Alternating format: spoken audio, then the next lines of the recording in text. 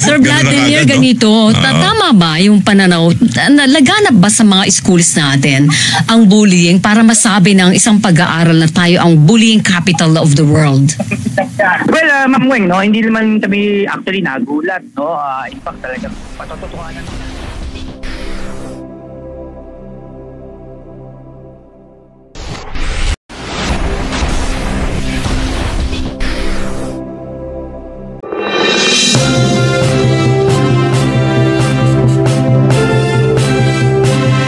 Kuha tayo reaksyon mula ho sa grupong Alliance of Concerned Teachers o ACT. Nasa linyo natin si Sir Vladimir Quechua, ang National Chairperson. Yan. Sir, magandang hapon. Sir Vladimir, welcome back sa Double Wang sa Double B. Hi sir, magandang hapon po. Hello, magandang hapon mga kasama sa Double B sa Double Wang po. Yan. Baliktad sir, baliktad. Baliktad. Nambubuli kayo ha. Baliktad din kasi mundo na. Double sa double. Sir, dahil dyan bully ka. Sir Vladimir, ganito, tama ba yung pananaw, laganap ba sa mga schools natin ang bullying para masabi ng isang pag-aaral na tayo ang bullying capital of the world? Well, Ma'am Weng, no, hindi naman kami actually nagulat, no. In fact, talagang patotohanan din namin yan, no. Kasi mula sa ground talaga namang yung usapin lamang ng pagkakaroon ng guidance counselor, Ma'am Weng, talagang kulang eh. Kung matatanda namin, noong nakaraang taon, yun na rin isa namin kahilingan doon sa budget proposal during that time, 2024. Kasi lumalabas lang, no, Sir Weng, Ma'am Weng, na sa loob ng 48,000 na paaralan sa buong Pilipinas. Imagine, 5,000 lamang ang guidance counselor at karamihan pa dyan, no, na yung mga kakulangan, teacher talaga ang sumasapin ng mga na tungkulin at mga gawain dito. Kaya kami hindi na kami nagulat doon. Pangalawa, yung usapin talaga din ng kalagayan mismo sa loob at labas ng bahay. Sa loob ng bahay, dala-dala rin yung problema, no? Tapos pagdating sa eskwelahan, andyan yung napakaraming bata na kasama niya, ibig talagang siksikan.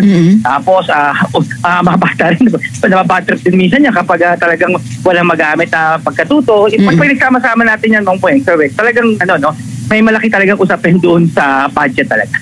Sandali, yung tinutukoy nyo, anong ina-address na problema niyan?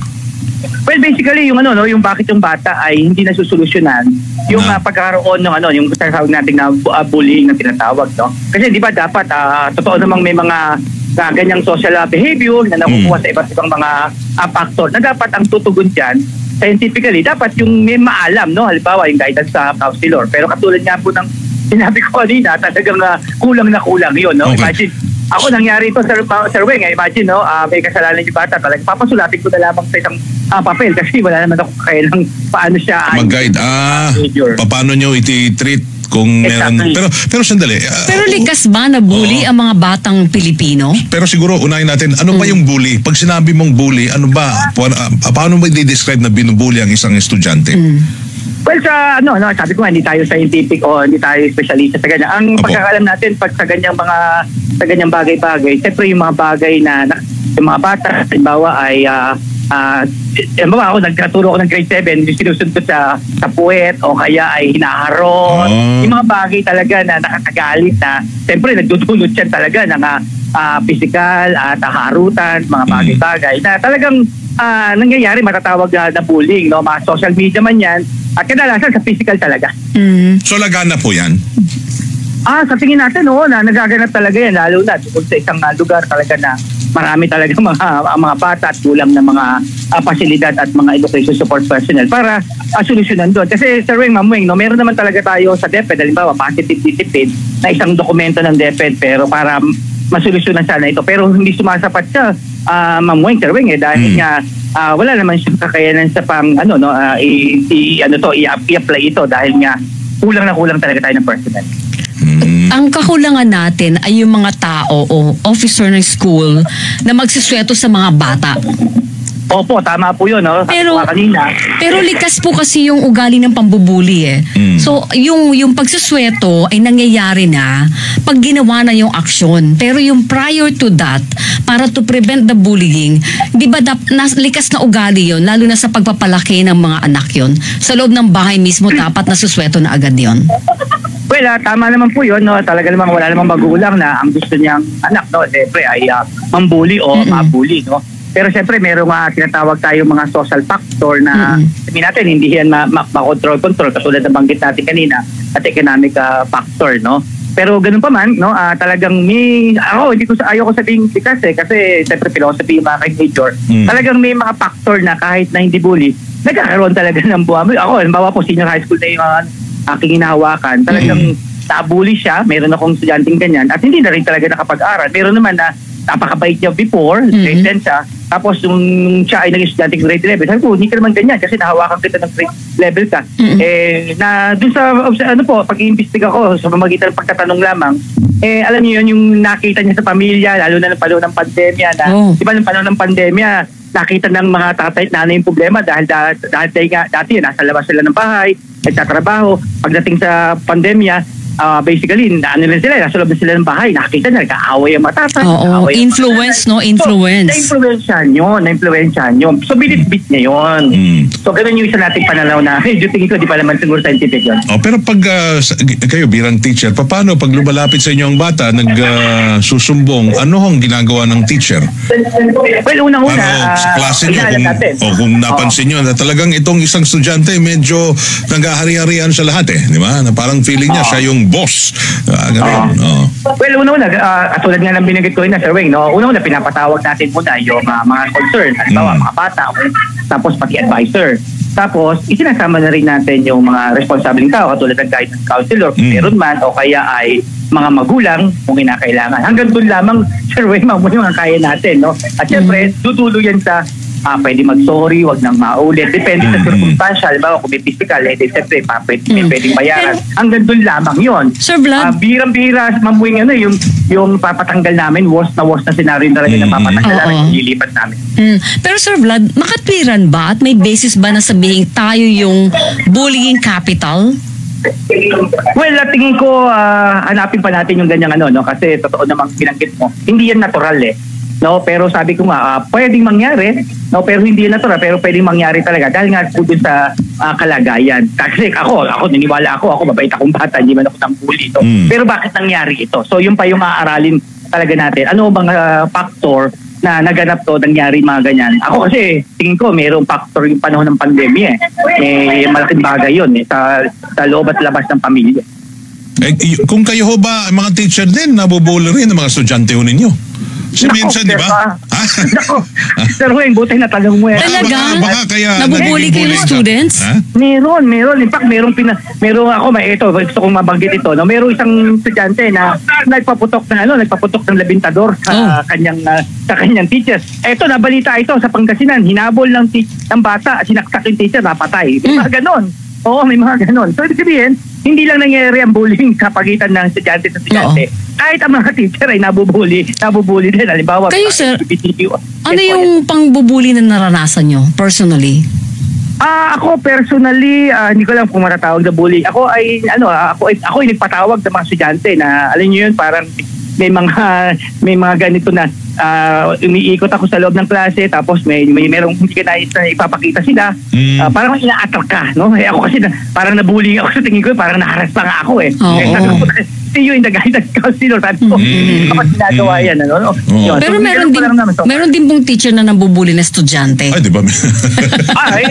Yan yung kailangan natin, no? Pero siyempre, yan ay nasa patas ng 76%, di ba? Ng violations against women and children, saka ng child abuse. No? Meron naman din talaga, hindi naman natin maitatanggi. Pero minimal po yun, minimal. Kasi kami mga talaga, kami ang locus parentis, kami ang second parent sa loob ng parent. Pero may isa pang facet tong issue na to Tayo rin daw po yung may pinakamalungkot na mga estudyante. Totoo yan. Talaga? Bakit? Totoo yan, ma'am. Yun nga, katulad nga ng binanggit natin, talaga namang ako kasi lagi na kami nagsisimula dun sa kalagayan, Ma'am Weng. Ayun pa, kahit sa teacher po, kagaling lang natin sa Buenos Aires, Argentina, sa discussion namin, isa ang Pilipinas na pinakamalungkot din at medyo mababa ang sweldo. No? Kaya yung pinanggagalingan ng malungkot ng bata, may mga factors ang tatawag nating social and economic factors. Mula sa bahay, wala siyang baon, tapos wala kang kagamitan na pang-aral, wala man lang karayola. So it boils down to being sad, being lonely kasi mahirap, walang pampondo at manusto sa kanyang pangangailangan. Well, factor yan. Na, hindi automatic kasi tayong masayahin. Di ba? Number 1 naman tayo dyan eh. Kaya nga hindi ko makonect eh. Lagi. Pero pansamantala po yun. What do you mean pansamantala? Pansamantala yung kasiyahan. Pansamantala, yes. Pero kasi pagdating niya sa bahay, talagang bitbit niya pa rin talaga yung problema. Hindi, baka tama, yung nabagin yung pasweldo mababa, teachers yung tinutukoy nyo doon. Yes po. Siyempre, pati rin yung kanyang tatay at nanay kasi kung matatandaan natin ang kanyang sahod ng kanyang tatay at nanay sa privado, tumaas naman ng 35 pesos recently. So hindi maramdaman ng bata yun na makakabili siya ng fast food thing kasi napakalitan na idinagdag. Pero may instance ba kaya siguro malungkot ang mga estudyante kasi ang mga problema ng mga guro ay nararamdaman ng mga estudyante. Tama. Yung sabi nyo, ang late ang sweldo. Sabi nga namin, opo, tama yan. Kaya sabi nga namin, kung masaya ang teacher, masaya ang estudyante, well, makapagbibigay yun, makaka-apekto yun sa isang mataas at kalidad din. Pero parang bottom line, pera lang magpapasaya sa ating mga teacher ba? Ganon? Hindi, factor naman, pero hindi nasabi natin hindi lang yan ang soul, o kaya yan ang pangunahin, pero isa po yan. Parang dami nating problema sa mga pampublikong eskwelahan. Dito tayo Sir Weng, sa opisina ng Deputy Secretary at tayo ay nagkaroon ng konsultasyon at ongoing pa ito. Yan din yung yaharap natin sa kanya. Kasi ako, tanda ko, napakasaya ng aking estudyante life. Dahil sa probinsya po ako, I'm sure, siguro ikaw din. O baka yung era namin, yun yung masaya pa ang buhay estudyante, Sir Vlad. Naging iba na lang ngayon because iba na yung factors. Problema natin sa bahay. Lalo na yung mga teachers na tinuturing ho natin mga second parents natin, di ba? Pagdating sa eskwelahan, make them feel happy, make them feel motivated. At saka diba? Sir Vlad, iba yung ang buhay ng mga estudyante nun, balanse. May aral ka pero may laro ka sa labas ng classroom. Kaya yung camaraderie, yung social networking mo, ang yaman-yaman, hindi ba? Ngayon hindi eh. Bigyan may cellphone, nasa sulok. They don't even talk. Diba? At saka sa teacher's side naman, talagang, at the end of the day, dapat masaya ang inyong mga estudyante. Reward ho sa inyo yon pag lumaki sila na maayos dahil sa gabay na rin ho ninyo. Alright. Hindi yung naging lumaki sila dahil bullying kasi pinapayagan lang sa eskwelahan yan. Walang pakialam yung mga teacher namin. Sige lang. Yung mga ganun. Tama yan. Pero sa amin, Sir Weng, Ma'am Weng, sa atin naman talagang sinisikap talaga ng teacher kahit mababa ang kanyang sweldo. Yes, very good. Ang bata ay may matututo, walang mangyayaring mga bullying na ganyan.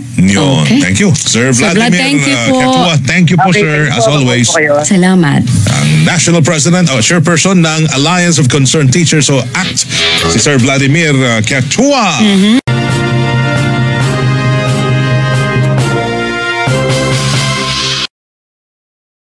Kung meron man kayong mga komento tungkol sa mga isyong ito, maaari kayong magbigay ng mga reaksyon sa comment section na makikita sa ibaba ng bidyong ito.